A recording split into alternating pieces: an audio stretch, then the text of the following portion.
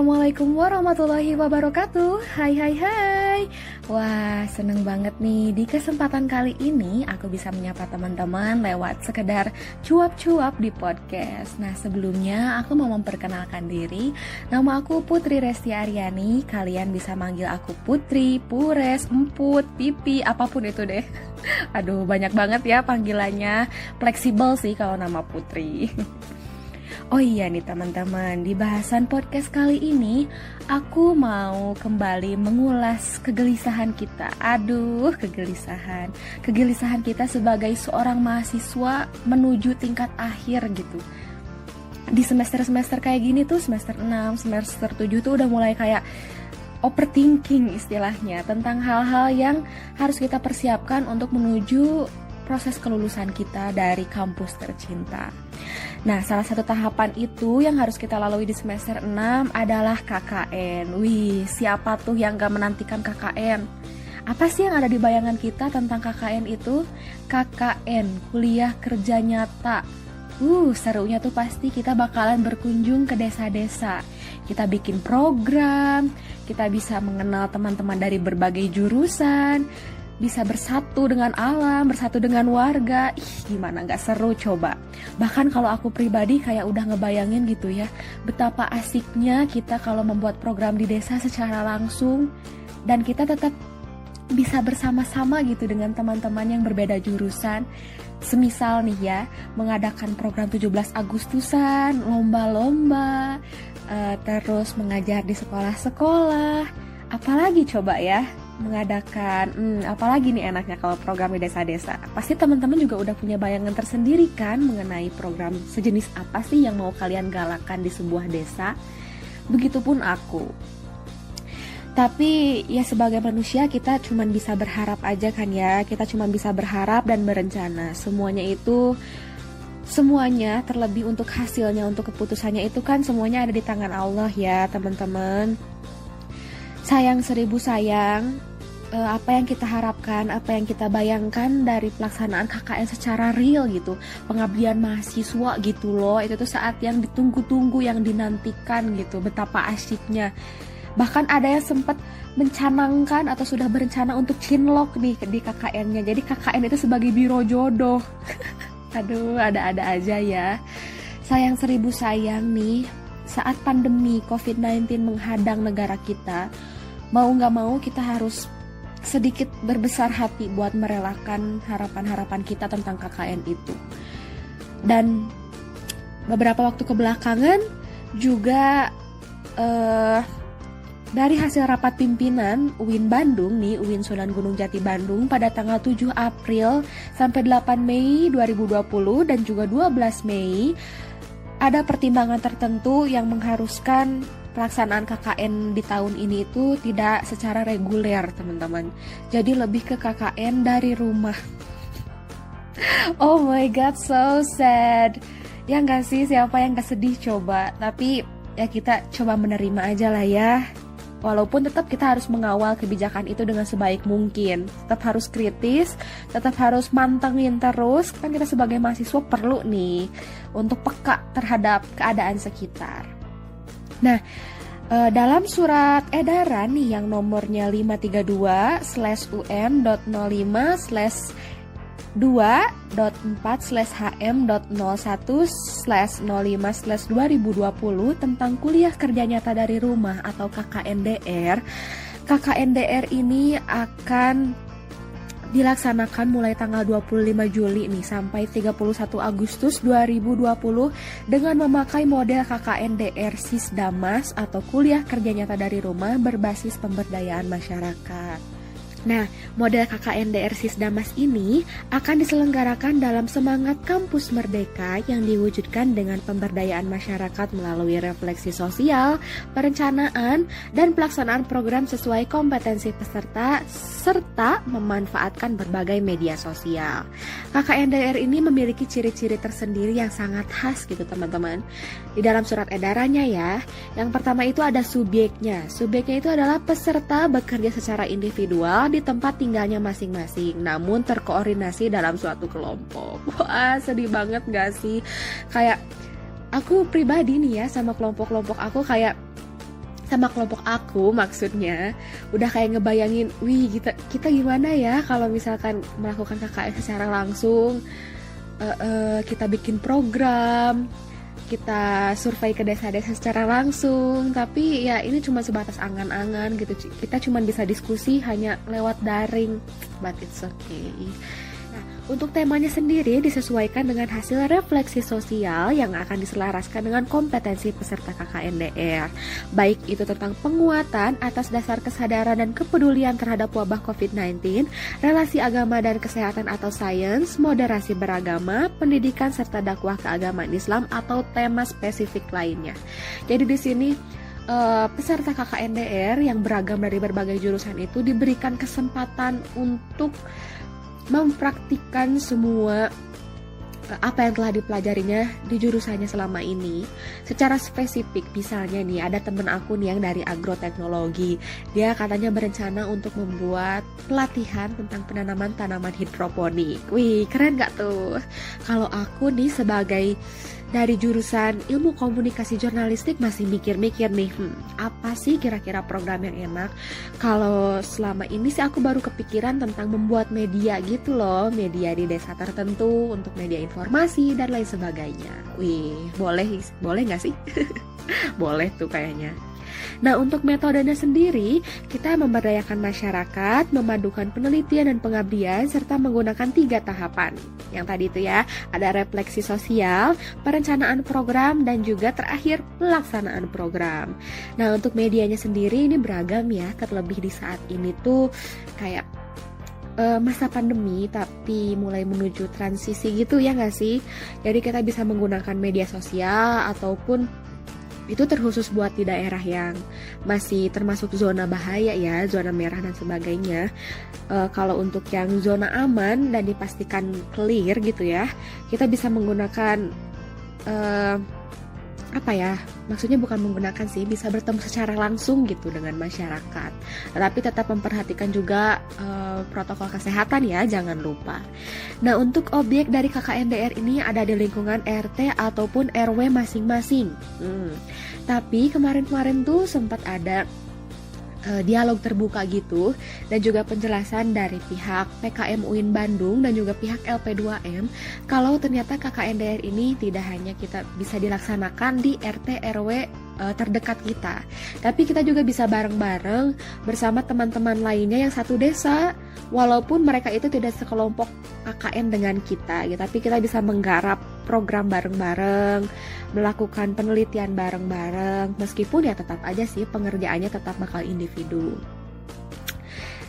Nah, untuk tujuannya sendiri yaitu untuk memberdayakan masyarakat di tengah atau pasca pandemi COVID-19. Nah, nantinya setelah kita beres melakukan semua tahapan KKN ini, tahapan terakhir adalah kita membuat laporan individu yang disatukan dan disunting oleh ketua kelompok peserta. Yang kemudian laporan tersebut akan menjadi buku bunga rampai. Waduh, indah banget ya namanya. Nah, buku ini akan kemudian diedit dan selanjutnya diserahkan ke LP2M untuk proses pendaftaran dan perolehan ISBN dan HKI. Nah, itu dia sih sekilas tentang teknis KKNDR. Kita bisa ngebayangin gak sih gimana nanti pas pelaksanaan KKNDR-nya? Ya, walaupun aku pribadi kayak masih menerawang gitu, meraba-raba KKNDR gitu, kayak aduh masih gelap gitu. Aku belum tahu nanti realitasnya tuh bakal kayak gimana gitu KKNDR ini. Tapi yang penting sih kita berdoa yang terbaik aja. Mudah-mudahan meskipun dengan segala keterbatasan kita masih bisa melaksanakan KKNDR dengan baik, dan esensi dari pengabdian mahasiswa sendiri itu tidak hilang gitu, meskipun format KKN-nya berbeda gitulah istilahnya, ya gak sih? Kuliah kerja nyata dari rumah atau KKNDR nih yang akan dilaksanakan pertama kali nih sama UIN Bandung tentunya menimbulkan berbagai pro dan kontra di kalangan mahasiswa. Bukan hanya perihal sistem secara teknis yang kayak tadi loh ya, yang kita tuh masih harus meraba-raba gitu, belum terlalu jelas gitu di pandangan kita. Tetapi juga termasuk nih, ini urusan yang cukup sensitif sih sebenarnya, terkait dana yang dikucurkan untuk melaksanakan KKNDR ini pun ya belum terperinci ya, bisa dibilang kayak gitu.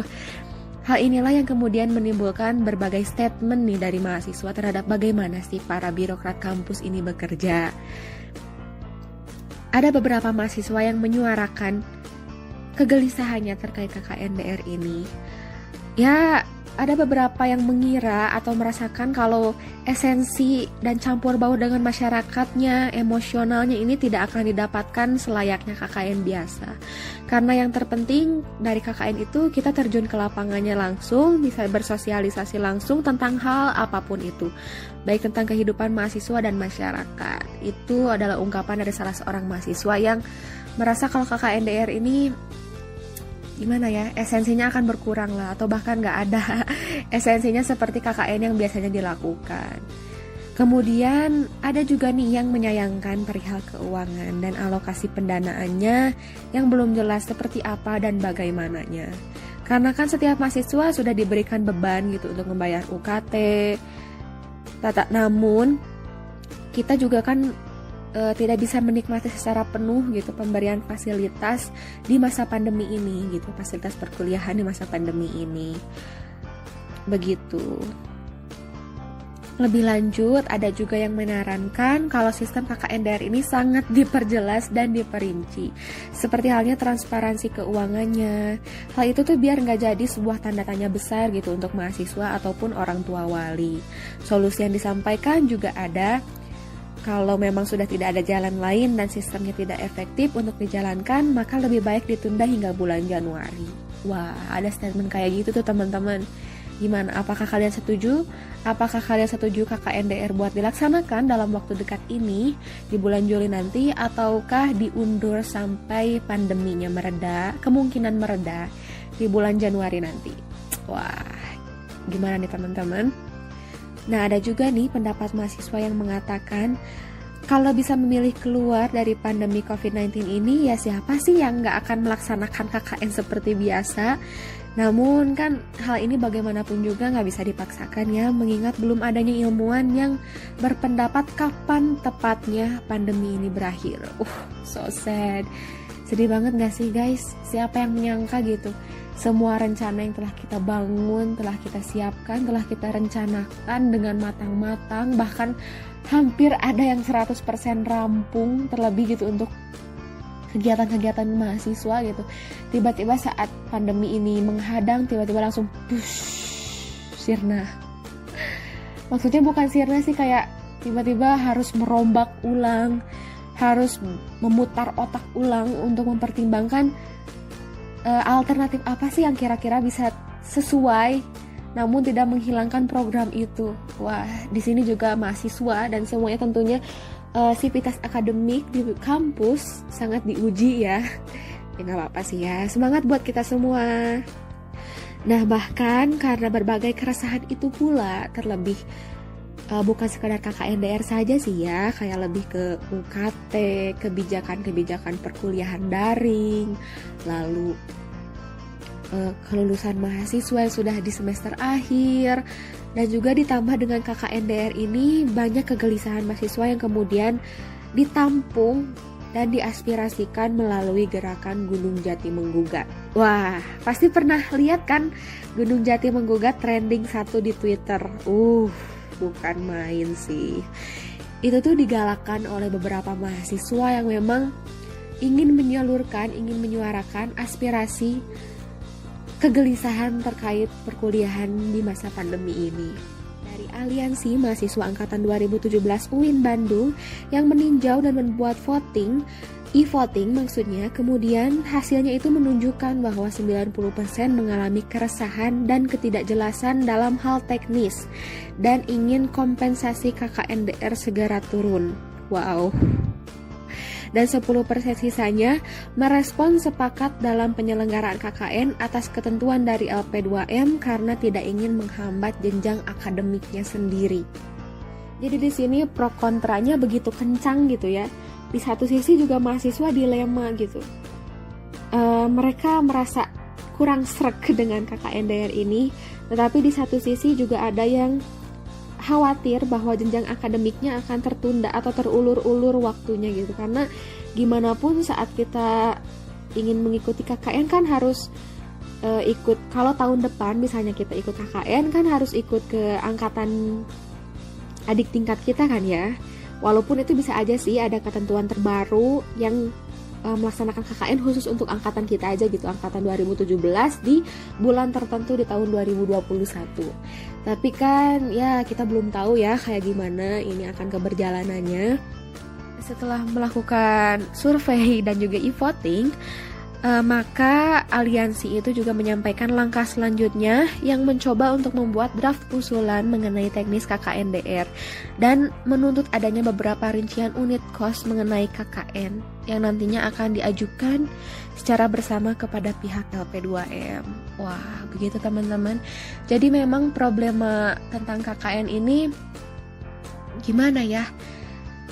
Harusnya dapat kita pikirkan bersama gitu. Untuk saat ini kita nggak boleh apatis lah ya terhadap hal-hal yang itu tuh sebetulnya penting loh gitu untuk kita kritisi bersama gitu. Karena kebijakan ini juga menyangkut segala hal sih ya. Kompleks banget gitu masalahnya meskipun hanya terpusat satu di KKNDR gitu ya. Nah, apapun keberjalanannya KKNDR nanti, kita semua pastinya mengharapkan keberjalanannya bisa lancar. Ya walaupun tentunya masih banyak evaluasi yang akan terjadi setelahnya, ya tetap kita akan melakukannya sebaik mungkin, memaksimalkan semua tenaga, semua kemampuan kita walaupun di tengah segala keterbatasan kondisi saat ini. Sebisa mungkin kita tetap memastikan bahwa esensi dari KKN itu tetap ada. Meskipun teknisnya akan berbeda ya teman-teman. Kita sama-sama berdoa semoga kita semuanya diberikan kesehatan, diberikan umur yang berkah, diberikan umur yang panjang untuk tetap bisa melaksanakan KKNDR bersama-sama. Walaupun ya beberapa hal yang kita idam-idamkan, yang kita inginkan, yang kita cita-citakan gitu. Aduh, kayak pengen bikin program di desa, pengen cinlok bareng teman-teman KKN.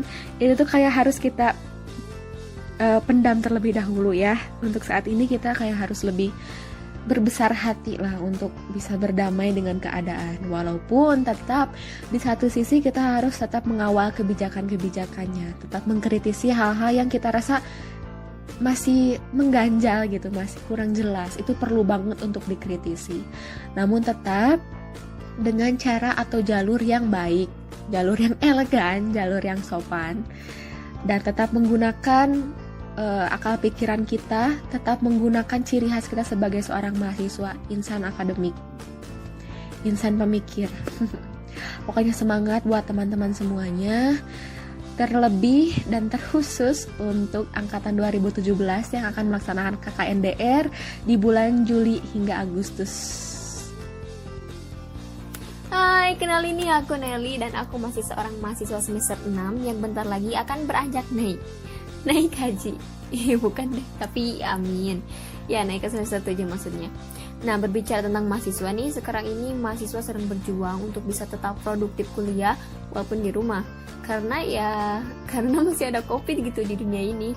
Agak heran sih ya, kenapa bisa-bisanya sih corona ini manteng gitu, betah netep di bumi. Apakah ada kesengajaan atau ketidaksengajaan gitu, mungkin bisa saja. Tapi terlepas dari itu, sedikit besarnya Indonesia sudah menemukan titik terang. Benar, tadi pagi seperti biasa saat membuka handphone dan membuka aplikasi favorit semua orang, maaf favorit maksudnya, tidak lain dan tidak bukan yaitu YouTube, ada video yang menjadi trending. Apakah itu? Yaitu video tentang obat corona telah ditemukan. Yeay! Aku yang masa dipinggit tapi nggak jadi-jadi manten seperti menemukan cahaya ilahi rasanya. Apalagi dalam deskripsinya disebutkan bahwa obat ini ditemukan oleh orang Indonesia, yaitu Universitas Erlangga dan bekerja sama dengan BIN atau Badan Intelijen Negara. Nah, Pusat Penelitian dan Pengembangan Stem Cell Universitas Erlangga telah melakukan riset terhadap kombinasi obat-obatan yang sudah beredar di pasaran terhadap potensi dan efektivitas obat tersebut, sehingga membuat efek antiviral dari SARS-CoV-2 ini.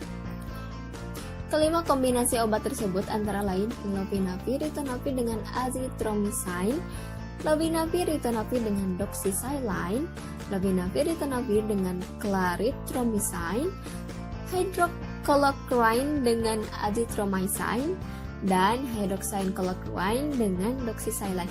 Ini maaf banget ya kalau misalnya baca obat-obatannya salah karena saya bukan anak farmasi. Oke.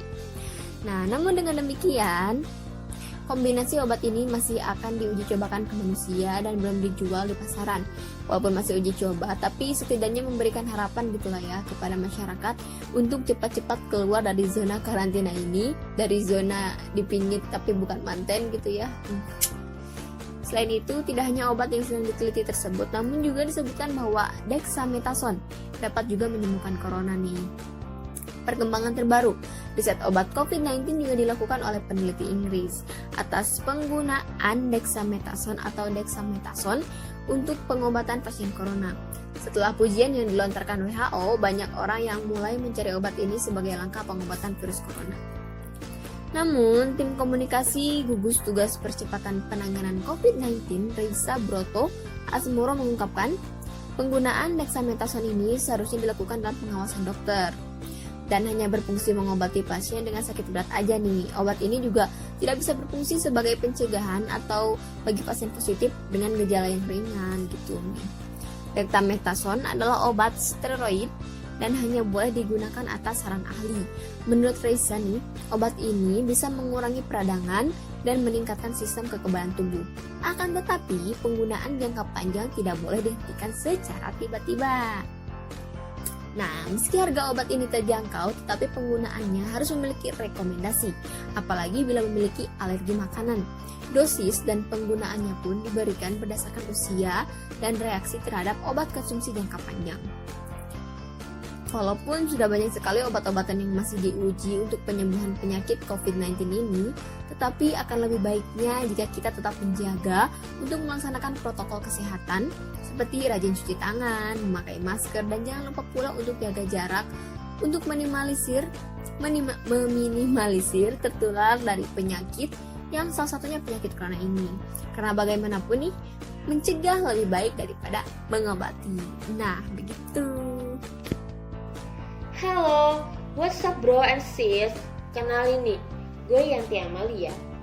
Jadi, di podcast kali ini, gue bakal bahas seputar hal-hal yang lagi ngetrend, yang lagi hits, yang lagi kekinian banget lah ya. Seperti kalian ketahui bersama, bahwa sekarang ini tuh lagi marak-maraknya wabah virus corona.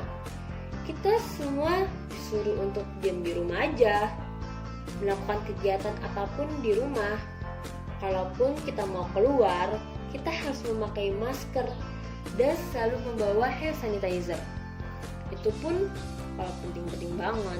Tapi kalau nggak penting-penting banget ya mending diam di rumah aja deh. Ya sekalian ngebantu pemerintah juga ya kan guys, untuk memutuskan penyebaran virus corona. Tapi kalau di rumah terus juga lama-lama bosen ya gak sih bro? Lu bosen gak sih diem di rumah terus? Apalagi kan sekarang kuliah aja udah diliburkan gitu. Bukan diliburkan sih namanya, apa ya? Dirumahkan mungkin ya. Udah berapa bulan sih? Mulai dari bulan Januari atau Februari ya? Tuh gue juga lupa nih. Pokoknya kuliah online tuh sekarang 1 semester ini lah ya, udah serba online. Mulai dari kelasnya online, tugasnya, UTS, UAS. Bahkan gue denger tuh ya ada wisuda online. Kasian gak sih itu yang biasanya tiap tahun tuh ya, kalau wisuda itu membawa orang tua, membuat orang tua terharu bahagia melihat anaknya naik panggung, terus dipakein toga gitu, ya gak sih? Sekarang jadi serba online deh, jadi gak ngerasain hal-hal seperti itu. Gue sendiri juga ya ngerasain kuliah serba online tuh gak enak kayak kuliah lewat Zoom ataupun Google Meet. Kadang ngebosenin gak sih? Kalian gimana? Bosen gak? Atau bahkan ngedengerin ocehan dosen sampai ketiduran gitu? Aduh, gimana ya? Yang penting ngedengerin lah ya. Ya yang biasanya kita belajar bareng sama teman-teman, entah di kampus ataupun di luar kampus, entah di kelas ataupun di luar kelas, bercanda, ngobrol, bahkan ngegosip, itu tuh pasti bareng-bareng terus. Tapi sekarang jadinya serba online. Mau kuliah di rumah jadi serba sendiri, ngedengerin dosen sendiri, apa-apa sendiri, tugas pun jadi serba sendiri. Dan semua tugas itu UTS, UAS, semuanya dikirim via email. Ya gitu deh. Oh iya, kalian ikut kegiatan kampus gak sih guys? Pasti ikut kan? Kalian kan rajin-rajin ya kan? Ya, sama nih, kegiatan kampus juga ya jadi serba online. Yang biasanya ketemu teman-teman dari pagi sampai malam, sampai pagi lagi, ngobrol santai tapi serius gitu. Yang biasanya ketemu banyak orang sana sini, sekarang jadi nggak bisa deh. Diam di rumah aja, lewat internet aja, online aja, kayak dibatasin gitu jadinya waktunya. Terus ini juga guys, kan gue denger nih ya, ada sekolah mana gitu, dan banyak juga sih mahasiswa yang mengeluh terhadap pembiayaan uang kuliahnya. Kan kita kan 1 semester ini udah kuliah online ya guys, ngajar dosen ya gitu-gitu aja, kita sebagai mahasiswa hanya mendengarkan saja. Tugas ya hanya diberikan oleh dosen. Bahkan kita aja kuliah gak memakai fasilitas dari kampus. Kuota kita yang ngebiayain sendiri ya gak guys? Nah, gue dengar tuh ya, banyak mahasiswa yang mengeluh dengan adanya uang kuliah. Pada gimana ya, pada pengen banget apa uang kuliahnya itu diturunin atau dikorting lah ya. Kan susah juga tuh nyari duit saat corona gini, banyak pekerjaan yang di PHK juga kan. Lagi pada susah banget deh ekonomi saat ini tuh. Gimana ya kalau masalah uang kuliah tuh. Oh ya guys, kita mau bahas masalah uang kuliah juga nih. So, gue punya temen-temen yang namanya Kamil. Dia ngerti banget sih tentang uang kuliah tuh. Coba deh, Mil, halo Mil. Ya, teman-teman, belakangan ini kita bisa lihat ya, Indonesia sedang gempar-gempurnya dengan permasalahan pandemi COVID-19. Tentunya virus ini berakibat gitu ya, atau mempengaruhi sektor-sektor pendidikan, ekonomi, kegiatan manusia lainnya di Indonesia gitu. Untuk sektor pendidikan sendiri kita udah ngerasain ya, dengan di karantinanya kita gitu di rumah masing-masing selama 2 minggu dulu awal kita kuliah gitu, hingga diperpanjang jadi sebulan. Setelah itu juga ada yang tadi itu juga masuk ya, work from home gitu. Setelah itu juga ada PSBB gitu. Sekarang lagi orientasi ke new normal, teman-teman. Itu untuk sektor pendidikan kita ngerasain gitu. Nah, bagaimana dengan sektor ekonomi gitu? Ya, sektor ekonomi tentunya juga sangat berpengaruh, teman-teman. Buat mereka yang mempunyai usaha, itu toko-toko mereka kalau nggak tutup pada sepi gara-gara ada work from home tadi, atau mengkarantina diri atau isolasi diri tadi gitu. Bagi mereka yang pengusaha lainnya itu tutup, selain sepi, mereka sebagian besar juga tutup gitu. Nah, untuk yang karyawan, teman-teman, kebanyakan karyawan atau kurang lebih sudah 1 juta lebih karyawan se-Indonesia itu di PHK gara-gara dampak dari pandemi corona ini. Ada yang di PHK, sebagian juga ada yang dipotong gaji, dan dengan kebijakan-kebijakan perusahaan lainnya yang tentunya memotong atau mengurangi dari pendapatan karyawannya, dikarenakan tadi nggak bisa buka toko, jadi karyawan juga mau nggak mau harus dirumahkan gitu. Nah, kali ini kita akan ngebahas hal yang cukup menarik teman-teman, tentang uang kuliah tunggal atau UKT kampus kita gitu, UIN Sunan Gunung Jati Bandung, yang katanya belum ada kejelasan nih. Apakah UKT ini akan dipotong atau dilanjutkan dengan besaran yang telah ditetapkan sebelumnya gitu. Kalau ngelihat dari sisi ekonomi teman-teman, semuanya di Indonesia, bahkan perusahaan-perusahaan besar juga ngerasakan efeknya. Bisa dibilang setengah lumpuh. Apalagi usaha-usaha kecil atau UMKM. Apalagi karyawan-karyawan gitu ya. Kalau dipikir-pikir, orang tua mahasiswa kayak pada susah juga ya. Apalagi sebelumnya saya juga ngelihat cukup banyak keluhan dari teman-teman dekat saya gitu, maupun sangkatan ataupun kampus lain gitu, yang mengeluhkan gitu tentang kejelasan UKT gitu. Ketika saya tanyain, kenapa sih nih lu ngeluh gitu, kenapa sih kamu ngeluh tentang UKT gitu, ya mereka juga kayak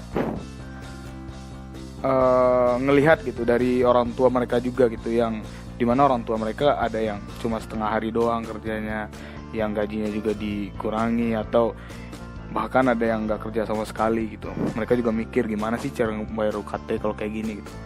Rata-rata mahasiswa, teman-teman deket saya gitu ngerasain seperti itu. Saya juga ngerasain gitu sebagai mahasiswa yang bisa dibilang kerja serabutan gitu, nggak bisa ngapa-ngapain selama pandemi kali ini gitu. Kira-kira layak nggak sih gitu menurut teman-teman gitu UKT kita dipotong? Menurut saya itu sangat layak teman-teman, atas pertimbangan ekonomi, karena dampak dari COVID ini, dampak juga dari aturan pemerintah tadi gitu. Rasanya sangat layak kalau UKT dipotong pada pandemi kali ini, dan pastinya semua mahasiswa juga mengharapkan gitu, selain pemotongan UKT ada kebijakan-kebijakan yang lain dari kampus yang tentunya bisa meringankan beban dari mahasiswa itu sendiri. Mungkin dengan mencicil UKT tadi yang sekali pembayaran jadi 3 kali pembayaran gitu. Atau yang pemotongan yang tadi 100% sekarang dibayar jadi 50% gitu. Ditambah lagi para mahasiswa sebagian besar udah pada pulang kampung dan nggak ngerasain fasilitas-fasilitas kampus, perpustakaan, ruang kelas, aula, lapangan basket, dan banyak fasilitas kampus yang gak dirasain mahasiswa pada semester ini. Apalagi katanya semester ke depan kita juga bakal kuliah daring gitu ya. Jadi rasanya sangat tepat untuk pemotongan UKT ini. Ya, kurang lebih kayak gitu ya teman-teman. Dan mari kita sama-sama berdoa gitu, semoga kampus mengeluarkan kebijakan yang baik untuk kita, yang tidak memberatkan para mahasiswa untuk kedepannya. Semoga pandemi ini juga cepat berakhir gitu ya teman-teman. Kayaknya cukup segini dulu podcast dari saya, Imsan Kamil. Aku Putri Resti Aryani. Aku Nelly. Gue Yanti Amalia. Pamit undur diri dari ruang dengar teman-teman di podcast kali ini. Semoga jika ada kesempatan lain kita bisa ketemu lagi ya teman-teman. Makasih teman-teman. Bye-bye. Assalamualaikum warahmatullahi wabarakatuh.